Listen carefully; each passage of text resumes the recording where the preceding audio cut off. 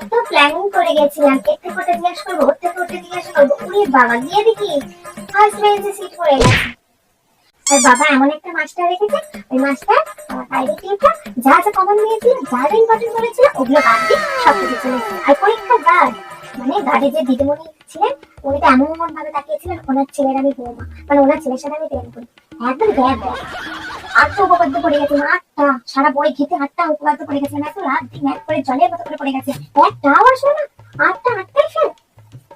আর আমার বান্ধবী টিনা, ওর সাথে কত প্ল্যানিং, পরীক্ষার আগে পিঠা খাওয়ালাম, মোমো খাওয়ালাম, সিনেমা দেখতে নিয়ে গেলাম, কত কিছু করলো। ব্যাটা কি করলো, সব খেলো, খেয়ে আমাকে পরীক্ষার সময় কি করলো দেখালো না, সব ঢেকে ঢেকে লিখছে, আবার একটা রুমাল নিয়ে গেছে ঢেকে লেখার জন্য।